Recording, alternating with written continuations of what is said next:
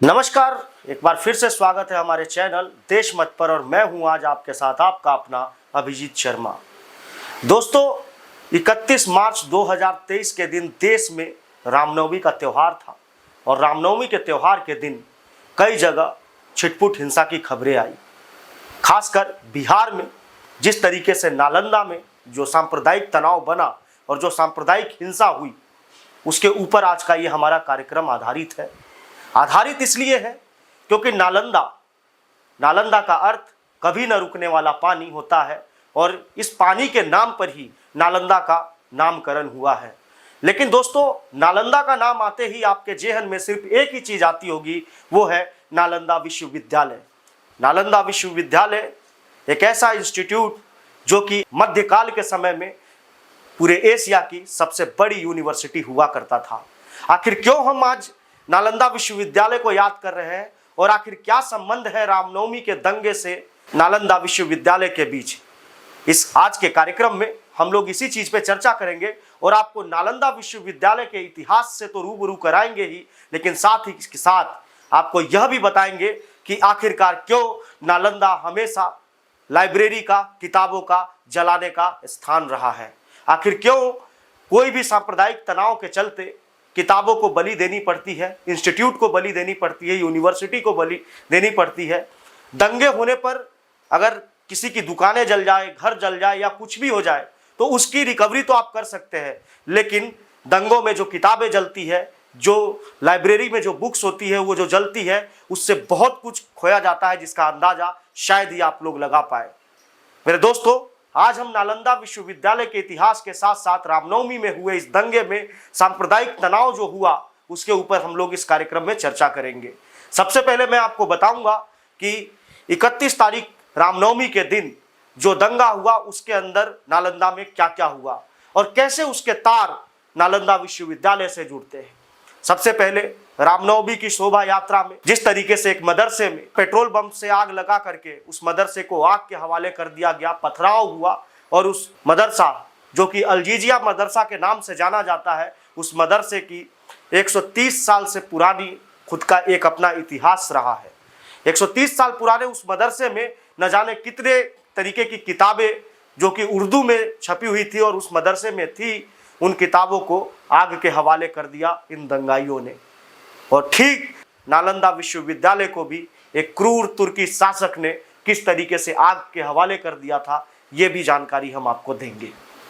आज हम बात करने वाले हैं नालंदा आखिरकार क्यों बार बार इतिहास को दोहराते जा रहा है।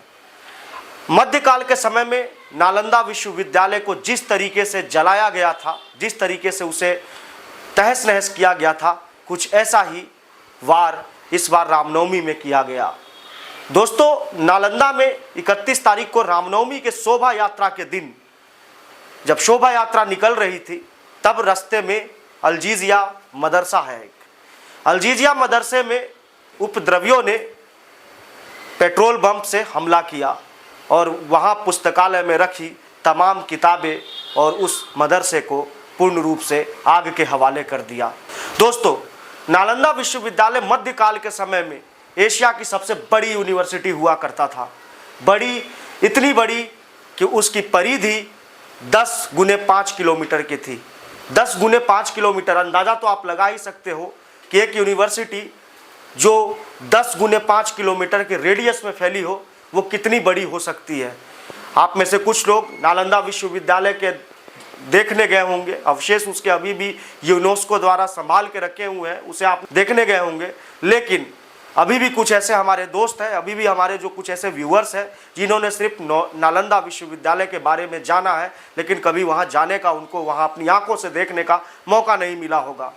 नालंदा विश्वविद्यालय में दुनिया भर के 10,000 से अधिक छात्र अलग अलग विभागों में पढ़ने के लिए आते थे और उन्हें पढ़ाने के लिए नालंदा विश्वविद्यालय में 1600 से अधिक शिक्षक जो कि आचार्य, पंडित और वेद शास्त्री थे, वो उन्हें ज्ञान देते थे। नालंदा एक शांति का प्रतीक हुआ करता था। नालंदा विश्वविद्यालय में जगह जगह भगवान बुद्ध की प्रतिमाएं लगी रहती थी और उसमें बैठ करके वहाँ के छात्र जो है अध्ययन किया करते थे। अचानक एक यात्री घूमते हुए नालंदा विश्वविद्यालय में आता है और नालंदा विश्वविद्यालय से घूमते हुए वहाँ सभी आचार्यों से, वेदाशास्त्रियों से मिलकर, सभी छात्रों से मिलकर वो वापस अपनी यात्रा की ओर आगे बढ़ता है। और यात्रा में आगे बढ़ते बढ़ते वो जा पहुँचता है एक तुर्की लुटेरे शासक के पास, जिसका नाम था अलाउद्दीन खिलजी। अलाउद्दीन खिलजी का उस समय में बहुत ज़्यादा तबीयत खराब थी। अचानक वो कई रोगों से पीड़ित हो चुका था और उसकी तबीयत ठीक नहीं हो पा रही थी। तभी उस यात्री ने बताया कि आप नालंदा विश्वविद्यालय के चिकित्सा श्री राहुल बद्री जी, उनसे जाकर के अपना उपचार कराइए और वहाँ उसे आप उपचार कराएंगे तो निश्चिंत आपको सेहत में काफ़ी सुधार होगा। लेकिन जो तुर्की शासक था वो बिल्कुल भी इस चीज़ के लिए राज़ी नहीं हुआ। हालांकि उसकी तबीयत लगातार बिगड़ती गई और उस तुर्की शासक को चिकित्सार्थ की उपाधि ले रखे श्री राहुल बद्री जी की ज़रूरत पड़ी। सैनिकों द्वारा भेज करके उन्होंने चिकित्सार्थ को तो बुलाया ही, और बुलाने के साथ साथ में एक उसमें कंडीशन भी लगा दी। कंडीशन ये थी कि खिलजी का ये कहना था कि वो किसी भी कीमत पर भारतीय चिकित्सा से पद्धति से बनी हुई दवाइयों का सेवन नहीं करेगा।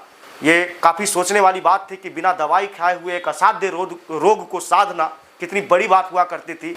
चिकित्सार्थ राहुल बद्री जी ने अपने हुनर का उपयोग करते हुए कुछ समय बाद जब वो अपने नालंदा विश्वविद्यालय में जब दोबारा वो लौट गए, उसके बाद जब उन्होंने एक कुरान लिखी और उस कुरान को अलाउद्दीन खिलजी को भेंट की और उन्होंने उससे कहा कि इस कुरान को वो पूरा पढ़े, और उस कुरान को पूरा पढ़ते पढ़ते वो निश्चिंत अपने रोग से बाहर निकल करके फिर से पहले जैसे हो जाएंगे।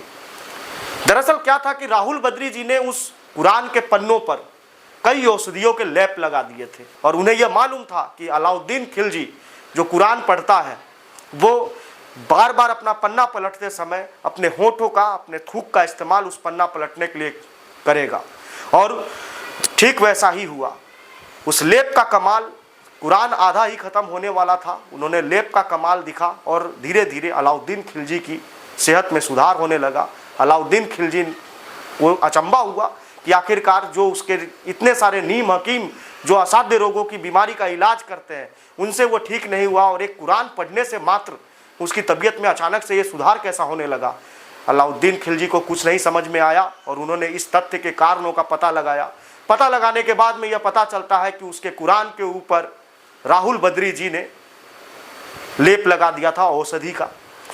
धीरे धीरे बात ये उसके दिमाग में खटकने लगी कि आखिरकार दुनिया भर को जीतते हुए, इतने सारे नीम हकीमों को साथ में रखते हुए उसकी दवाइयों से वो ठीक नहीं हुआ और एक आचार्य के मात्र पन्ने पर लगाए हुए लेप से वो ठीक हो गया। यही बात उसको कांटे की तरह चुभती रही और अचानक से एक दिन नालंदा विश्वविद्यालय पर उसने आक्रमण किया और नालंदा विश्वविद्यालय को उसके सैनिकों ने खंडर में तब्दील कर दिया। आग लगा दी गई। उस नालंदा यूनिवर्सिटी के हर दीवारों को तहस नहस कर दिया गया। उस समय के इतिहासकारों ने अपनी किताबों में कई तरीके से इस नालंदा विश्वविद्यालय के बारे में, इस घटना के बारे में कई तरीके से विवरण दिया है, लेकिन जहां तक सभी इतिहासकारों की एक बात सबसे ज़्यादा मेल खाती है, वह बात यह है कि किसी की ईर्ष्या का कारण आज नालंदा विश्वविद्यालय, जो कि एक बिहार ही नहीं पूरे भारत को एक नई गरिमा प्रदान कर सकता, उसे किस तरीके से एक पागल, क्रूर, सनकी शासक ने अपने जिद के कारण उसे जलाकर राख कर दिया। जिस समय पुस्तकालय में आग लगाई नालंदा विश्वविद्यालय के पुस्तकालय में, उस समय पे वहाँ पे 90 लाख से अधिक किताबें थी। मैं आपको बताना चाहता हूँ कि 90 लाख किताबें, उन किताबों में खगोलीय शास्त्र से लेकर के चिकित्सा पद्धति से लेकर के तमाम दुनिया की जितनी भी जानकारियाँ थी, उस समय पे वो किताबों का संग्रहण वहाँ था। और अलाउद्दीन खिलजी ने उसे जलाया इसलिए कि बाद में कोई इस तरीके से उस किताबों का अध्ययन करके फिर से उस तरीके से इलाज न कर पाए, आगे नहीं बढ़ पाए। ये सिर्फ एक ईर्ष्या का कारण था। लेकिन फिर समय देखिए, मध्यकाल से अभी का समय देखिए, जिस तरीके से नालंदा में ये जो रामनवमी के दिन जो सांप्रदायिक हिंसा भड़की, नालंदा विश्वविद्यालय के इतिहास को दोहराने की फिर से कोशिश की गई।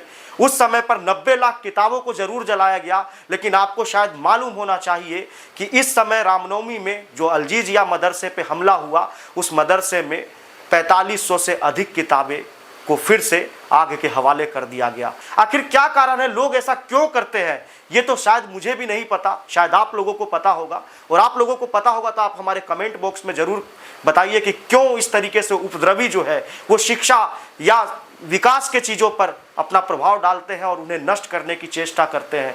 आखिर क्यों नालंदा में अलाउद्दीन खिलजी ने अपने ईर्ष्या के कारण नालंदा विश्वविद्यालय को क्यों जलाया, इसका कारण तो भले ही इतिहासकारों ने अपनी किताबों में अलग अलग तरीके से वर्णन किया हो, लेकिन इसके सही तथ्यों की जानकारी अभी भी हमें प्राप्त नहीं है। अभी रामनवमी के मौके पर जिस तरीके से दंगा भड़की और जिस तरीके से अलजीजिया मदरसे को निशाना बनाया गया, तो क्या आने वाले समय में इसकी क्या गारंटी है कि देश के अन्य हिस्सों में भी इस तरीके की अप्रिय घटनाएं नहीं होंगी। आखिर कब तक लोग एक दूसरे के पीछे इस तरीके से शिक्षा के ऊपर वार करते रहेंगे। अब पता नहीं, सवाल कई सारे हैं, लेकिन हमारा काम था आपको सही चीज़ों की जानकारी देना। नालंदा विश्वविद्यालय के इतिहास की जानकारी हमने आपको दी और इसको तथ्यों को नालंदा में हाल में हुए रामनवमी में जिस तरीके से जो इंसिडेंट हुआ, जो दंगे हुए, उससे जोड़ करके भी अगर मैं और आप देखें तो दोनों में एक ही चीज़ कॉमन होती है, वो चीज़ है किताबों के ऊपर फिर से वार। और एक चीज और मैं बताना चाहता हूं आपको कि अलजीजिया मस्जिद का मदरसे का इतिहास 130 साल से भी पुराना है। निवेदन करता हूं आप लोगों से, जो भी लोग हमारा वीडियो देख रहे हैं, कि कृपया इन सब चीजों पे बिल्कुल ध्यान रखें, बहकावे में ना आए, धार्मिक उन्माद से आप बचें और सांप्रदायिक तनाव से भी बचें आप लोग, और शिक्षा के प्रति अग्रसर हो, क्योंकि शिक्षा जागेगी, किताबें पढ़ेंगे, आने वाली नस्लें हमारी पुरानी चीज़ों के, पुराने इतिहास के बारे में जानेंगे, तब जाकर के हमारा देश कहीं ना कहीं तरक्की करेगा। ये था हमारा आज का एपिसोड। उम्मीद है आपको ये एपिसोड बिल्कुल पसंद आया होगा। और दोस्तों, मैं एक चीज़ और कहना चाहता हूँ आपसे कि आप हमें कमेंट सेक्शन में जाकर के ये जरूर बताएं कि आज का ये एपिसोड आपको कैसा लगा और हमें किन किन चीज़ों पे फिर से अगले एपिसोड में हमें आपको जानकारी देनी चाहिए। और तमाम तरीके की खबरें हम आपके सामने लाने का प्रयास करेंगे, वो ऐसी खबरें जो कहीं ना कहीं आपने सुनी होगी, लेकिन उसके सच्चाई के बारे में, उसके पीछे जो क्या तथ्य है, उसके बारे में शायद ही लोग उतना जानते हो। तो हमारा काम है उन सही तथ्यों को आपके सामने लाना, सही तरीके से पेश करना। बहुत बहुत धन्यवाद। मैं अभिजीत शर्मा, देशमत के लिए। जय हिंद।